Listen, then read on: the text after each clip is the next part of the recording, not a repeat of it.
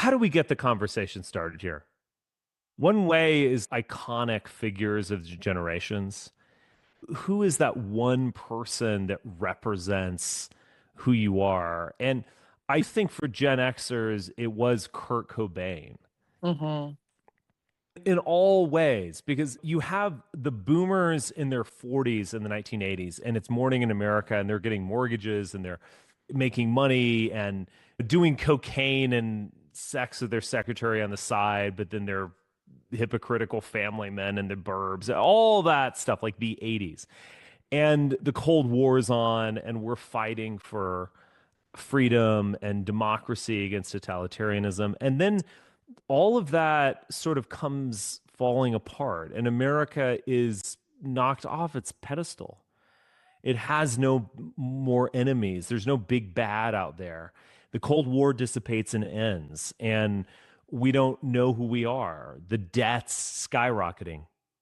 In the late 80s and early 90s, you had a major stock market crash, and in 87, and in a sense of deindustrialization, and the Japs are going to take over, they're going to buy the country. There was a general pessimism and malaise. And I think that is expressed in Nirvana.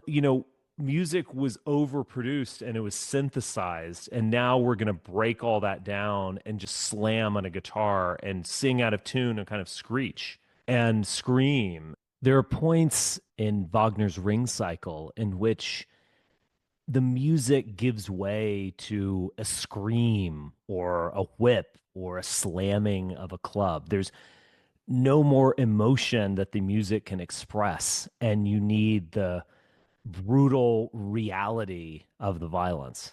And I think even Kurt Cobain's suicide, I'll put that in quotes because it might have been a homicide, but was symbolic of all of that. There's nowhere to go. I don't think Nirvana could have put out another album. I mean, there's only so many places you can go artistically. You can go bigger and bolder and overproduced and pompous, et cetera. And then at some point that just breaks down and you have to turn in the other direction and get smaller.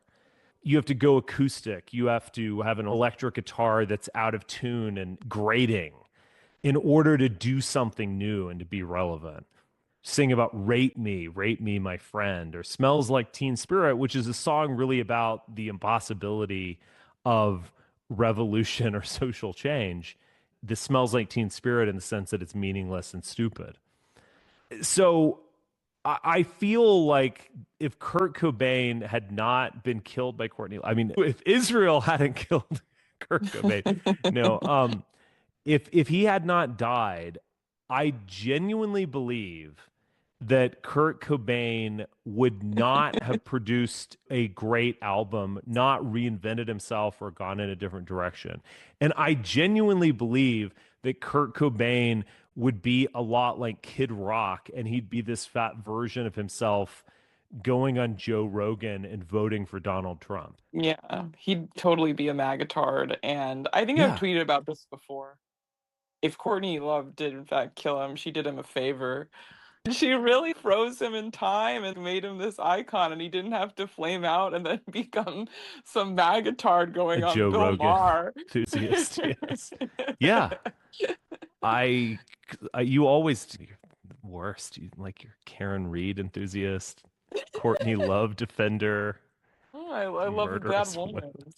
So, yeah. And so I think he did express a Gen X in all of its problems. And another way of looking at this via culture, there was a spat of classic movies actually in the 90s about the horrors of the workplace. And The Matrix is maybe the best one. You're caught in a matrix, everything's fake, they're surveilling you constantly. There's nothing you can do. The only thing you can do is break out of it and maybe even burn it down. Office Space, which I think came out in the 2000s, Mm. but it's sort of a 90s movie. Fight Club, as someone pointed out, being John Malkovich. Granted, some of these films might have been made by boomers, but they were appealing to Gen Xers but some of them were made by Gen Xers. The notion is that there was this sort of mid-century America where your job was inspiring in the sense that you could always look forward to something else. Like your grandfather came here on a boat and now you're working in a Ford factory and your son and daughter might go to college. There was this sort of myth of work and the middle class and so on. And at some point by the late 80s and into the 90s, we no longer had that sense of making a Model T. And instead, we were information workers. And there was a race to the bottom. There was less of a forward vision of you're going to get rich, your children will be rich. This is amazing. And there was just this notion of I'm stuck in this prison with other people. We're all unhappy. We don't know what we do. I mean, wasn't that a line from Office Space? What is it exactly that you do here? Mm. When the consultant comes in to fire everyone and you can't answer it because you don't know. And so there was this way at which Gen Xers, as we were becoming adults, or maybe even as we were looking at people older than us, that's what we saw. And that sort of is my perspective as a young Gen Xer. I was born in 1978, so I just made the cut. And you could argue that millennials would have a very similar perspective. They were young during 9/11. They were coming into their own during 2008. We've had just like successive lost decades. I mean, you could rightly be pessimistic, but they're not. They came about in a new reformation of work where work was sort of anti-work. We've all seen these videos of the young woman living in Chicago and she works at this company and she wakes up and she makes a smoothie and feeds her cat. She's an actual cat lady. And then she goes to a meeting and then she does yoga in the afternoon and then she has an organic lunch. It's this new version of work where a Gen Xer imagined work as hunched over in front of a computer and a spreadsheet. There's at least a vision of work as anti-work. And it's the Silicon Valley, the friendly company that loves you and wants to trick you into spending more time at work Yeah. by having a yoga studio. Your dad or your grandpa, he worked 9 to 5. The clock was at 4:59. He was like waiting to check out of the Ford factory because he's not going to work a second longer than he gets paid. But now we have this blob of work where work sort of never ends and work is fun and cute and so on. And I think that is the millennial perspective. And so we get to this point of millennial happiness where you can be satisfied by things. So it's not about, fuck, I'm not going to have what my parents had, but I don't even fucking want it anyway. You know? Yeah. I can't even have a job at the Ford factory, but shit, jobs suck. I want to break free from these chains. And with millennials, it's like, oh, they're not even chains. Look, we have this new chain. Just put it on here. It has this little lock. I don't respect this notion of happiness because it assumes that you can be satisfied. You know, the libido is infinite.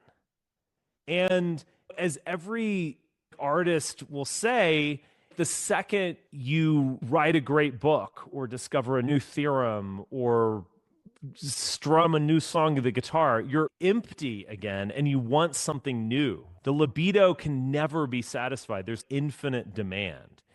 And I guess on a psychological level, why I hate happy millennials, it's they can be satisfied.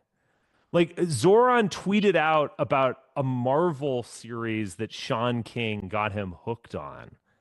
You know, like the idea of admitting that, like I've watched Marvel movies. I've even find Marvel movies mildly amusing, but like I would never admit it because admitting it would be demeaning because it's claiming that corporate capitalism or work or internet companies, service providers can actually satisfy you.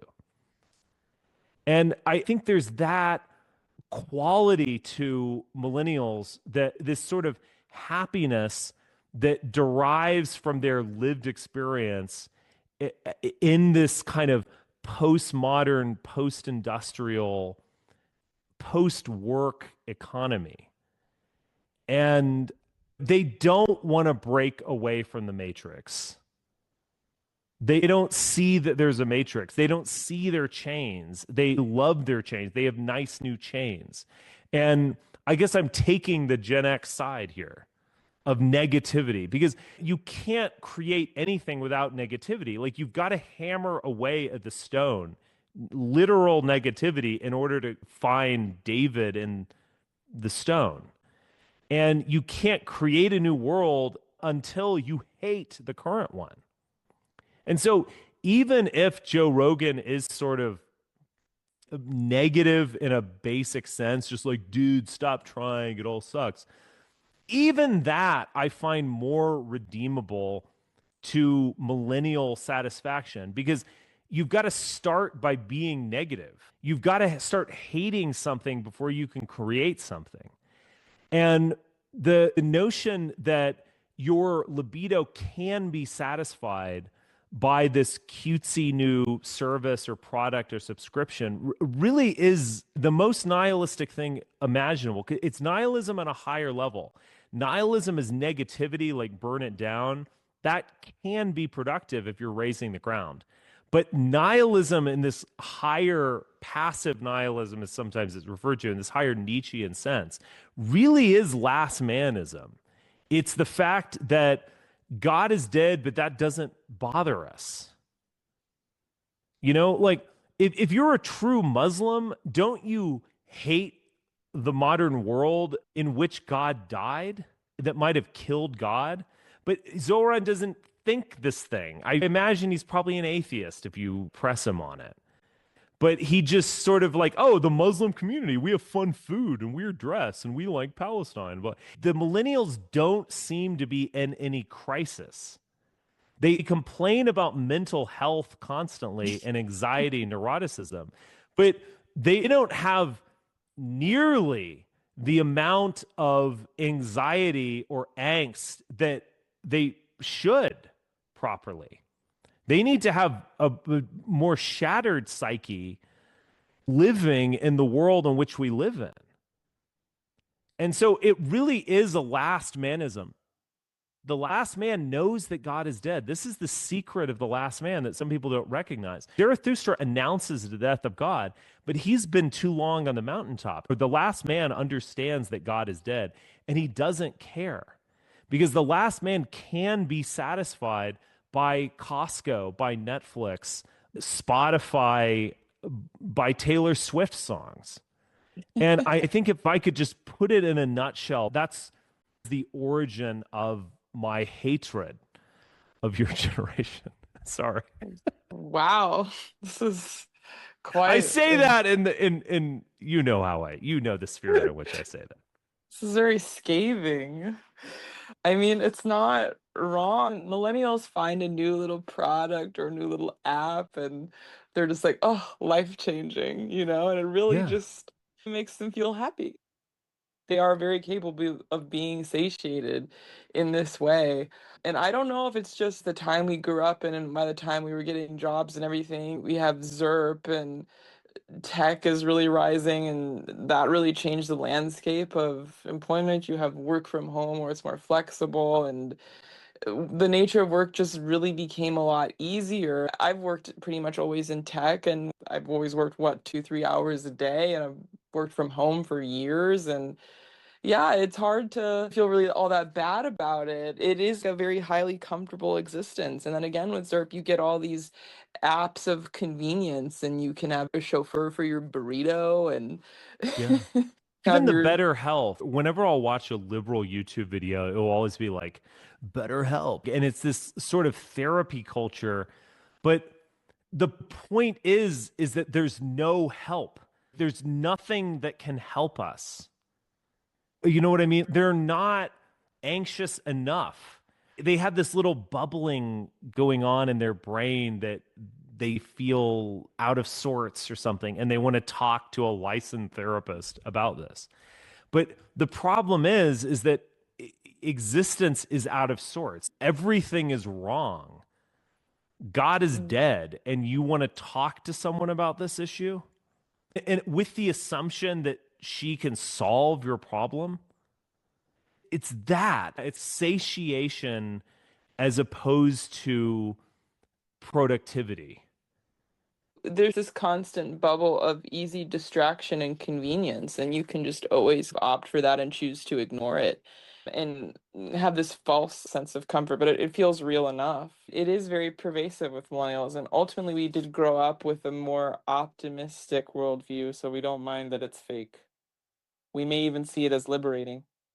Gen X obviously has a cynicism, and so does Gen Z. Yeah. Gen X raised Gen Z, but millennials are raised by boomers. So we were raised with this ultimate sense of optimism. So even though there is a negativity and a lot of criticisms that millennials have about America, I think we probably are the most liberal generation because obviously it's not boomers and Gen X voted for Trump the most, and then young Gen Z is very conservative. And millennials have actually gotten more liberal as they've aged.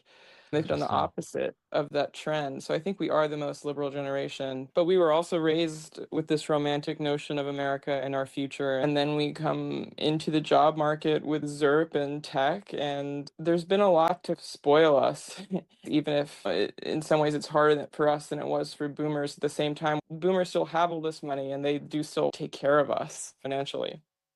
So it's a pretty nice deal to be a millennial as long as we have our Marvel movies and we go to the Eras tour and we have our tech job and we can travel.